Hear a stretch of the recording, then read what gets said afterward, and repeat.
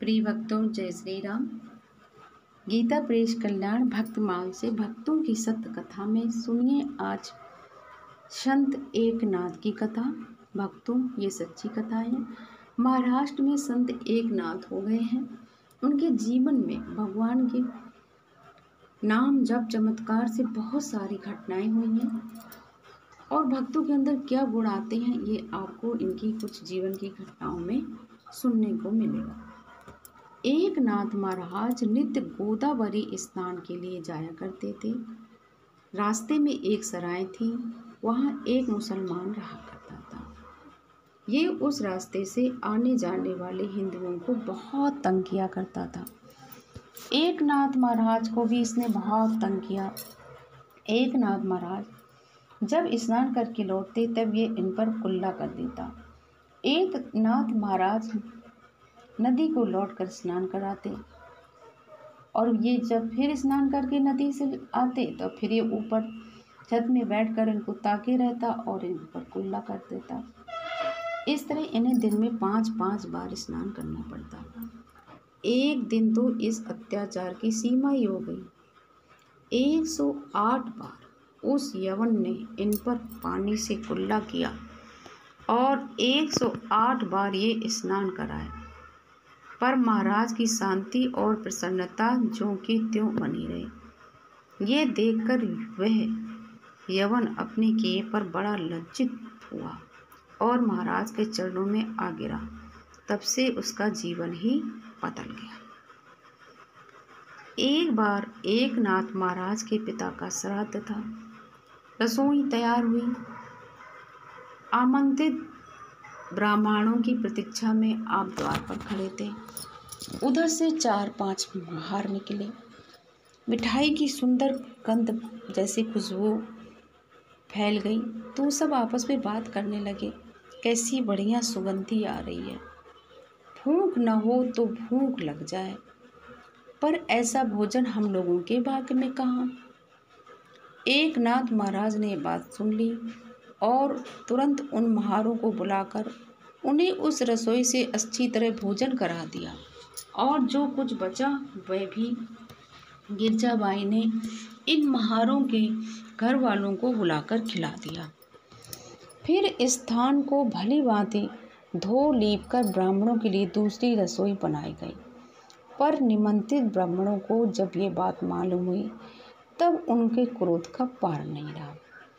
उन्होंने एकनाथ जी को धर्म भ्रष्ट समझकर बहुत अंट संट सुनाया और फटकार कर कहा, तुम्हारे जैसे पतित के यहाँ हम लोग भोजन नहीं करेंगे। एकनाथ जी ने विनयपूर्वक समझाया कि आप लोग भोजन करिए, सब शुद्धि करके नई रसोई बनाई गई है, पर ब्राह्मण नहीं माने। तब हार कर यथाविधि श्राद्ध का संकल्प करके एकनाथ महाराज ने पितरों का ध्यान और आह्वान किया। स्वयं पितर मूर्तिमान होकर प्रकट हो गए।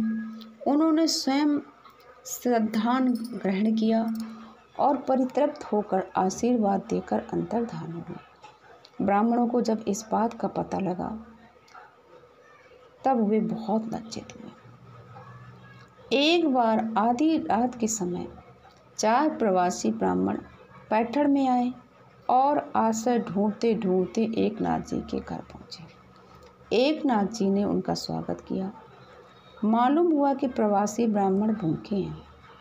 उनके लिए रसोई बनाने को गिरजाबाई तैयार हुई, पर इधर कुछ दिनों से लगातार मूसलाधार वृष्टि होने से घर में सूखा ईंधन नाम मात्र को भी नहीं रह गया था। इतनी रात में अब लकड़ी कहाँ से आए। एकनाथ जी ने अपने पलंग की दीवार खोल दी और पावा पाटी तोड़कर लकड़ी तैयार कर दी। पैर धोने के लिए ब्राह्मणों को गर्म पानी दिया गया, तापने के लिए अंगीठियाँ दी गईं और यथोचित भोजन कराया गया। ब्राह्मण तृप्त हुए और एकनाथ जी को धन्य धन्य कहने लगे। काशी की यात्रा करके एकनाथ महाराज एक बार सब संतों ने मिलकर के काशी की यात्रा करने का दृढ़ निश्चय किया। इसमें एकनाथ महाराज जी थे।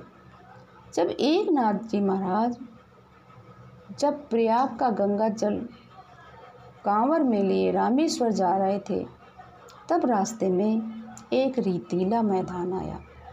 वहाँ एक गधा मारे प्यास के छटपटा रहा था। एकनाथ जी ने तुरंत अपनी कांवड़ से पानी लेकर उसके मुंह में डाला। गधा चंगा होकर वहाँ से चल दिया। नाथ जी के संगी और आश्रित उद्वादी लोग प्रयाग के गंगा जल का उपयोग होते देखकर ऐसा बहुत दुखी हो गए। अब एकनाथ जी ने समझाया कि भले मानसो, बार बार सुनते हो कि भगवान घटगढ़वासी हैं और फिर भी ऐसे बावले बनते हो। समय पर जो काम ना दे ऐसा ज्ञान किस काम का। कांवर का जल जो गधे ने पिया वह सीधे श्री रामेश्वर जी पर चढ़ गया। महाकवि मोरोपंत एकनाथ महाराज के इस कत्त को लक्ष्य विप्र भोजन के समान पुण्यप्रद कहते हैं।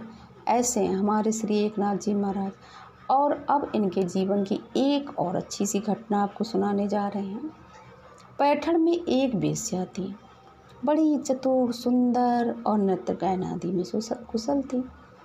एकनाथ महाराज का कीर्तन सुनने कभी कभी वह भी आया जाया करती थी। एक दिन महाराज ने भागवत का पिंगलाख्यान का उसे सुनकर उस वेश्या को बैराग हो गया। उसे अपने शरीर से थोड़ा घृणा हो गई। अब उसे अपने शरीर के 9 द्वारों से रात दिन मैला निकलना प्रतीत होता था। वह अपने आप ही पश्चाताप करने लगी, मैं भी कैसी अभागन हूँ जो चमड़े से घिरे हुए इस विष्टा मूत्र के पिंड को आलिंगन करने में अपना जीवन बिता रही थी। हृदय में स्थित अच्छे आनंद स्वरूप श्री हरि का मुझे कभी स्वप्न में ध्यान नहीं हुआ। इसी प्रकार अनुताप करती हुई वेश्या अपने घर का द्वार बंद किए घर में अकेली पड़ी रही। बार बार एकनाथ महाराज का वे स्मरण किया करती। ये भी सोचती कि मुझ जैसे पापिन को भला ऐसे महापुरुष के चरणों का स्पर्श क्यों मिलने लगा। एक दिन इसी प्रकार वह सोच रही थी कि एकनाथ महाराज गोदावरी स्नान करके उसी रास्ते से लौट रहे थे। झरोखे में से उसने महाराज को देखा और दौड़ी हुई दरवाजे पर आई। बड़ी अधीरता से द्वार खोलकर गदगद कंठ से बोली, महाराज क्या इस पापिन के घर को आपने के चरण पवित्र करने की कृपा कर सकते हैं। एकनाथ महाराज ने कहा, इसमें कौन सी दुर्लभ बात है। ये कहकर एकनाथ जी ने घर में प्रवेश किया। सूर्य के प्रकाश से जैसे अंधकार नष्ट हो जाता है उसी तरह एकनाथ महाराज के पदार्पण से वह पाप सदन भगवान नाम का निकेतन हो गया। वेश्या अब वेश्या न रही। अनुताप से उसके सारे पाप ताप धुल गए। एकनाथ महाराज के अनुग्रह पर उसके चित्त पर भगवान नाम की मुहर लग गई एवं एकनाथ महाराज ने उसे राम कृष्ण हरि मंत्र दिया और सत्कर्म का क्रम बताया। 10 वर्ष बाद जब इस वेश्या का देहावसान हुआ तब वह श्री कृष्ण के स्वरूप में ध्यान में निमग्न थी। ऐसे थे हमारे एकनाथ महाराज। अब एक और घटना हम आपको एकनाथ महाराज के जीवन की सुनाने जा रहे हैं। एक रात श्री एकनाथ जी का कीर्तन सुनने वाले के भीड़ में 4 चोर घुस बैठे। इस नियत से कि कीर्तन समाप्त होने पर सब लोग अपने अपने घर चले जाएंगे, तब हम अपना काम बना लेंगे। रात के 2 बजे के लगभग चोरों को यह मौका मिला। कुछ कपड़े और बर्तन इन्होंने हथियाए तथा और भी हाथ साफ करने की खात में इधर उधर ढूंढ रहे थे कि इन्हें लगा कि एक कमरे में एक दीपक टिमटिमा रहा था और इन्होंने झांक कर देखा दरवाजे से तो एकनाथ महाराज समाधिस्थ थे। वो भगवान के ध्यान में बैठे थे। ये उन चोरों ने देखा और देखती उनकी दृष्टि अंधी हो गई। अब वो निकल भागना चाहते थे पर हथियाए हुए बर्तनों से टकरा कर नीचे गिर गए। देवगृह से एकनाथ महाराज बाहर निकले। पूछा, कौन है चोर, और रोने और गिड़ाने लगे, महाराज हम लोग बड़े पापी, क्षमा कीजिए और हम लोग अंधे हो रहे हैं। एकनाथ महाराज ने उनके नेत्रों पर हाथ फेरा। फिर चोरों की दृष्टि पहले जैसी हो गई, यानी उनको सब दिखाई देने लगा। भगवान के भक्त का चमत्कार उन्होंने सामने देखा। अब उनकी बुद्धि पलट गई और एकनाथ महाराज से कहा, महाराज अब हमें कुछ नहीं चाहिए। एकनाथ महाराज कहे ले कि नहीं, तुम्हें ज़रूरत है तुम ले जाओ। और उन्होंने सामान के साथ साथ अपने हाथ में पहनी हुई अंगूठी चोर को दे दी और कहा, आज से कभी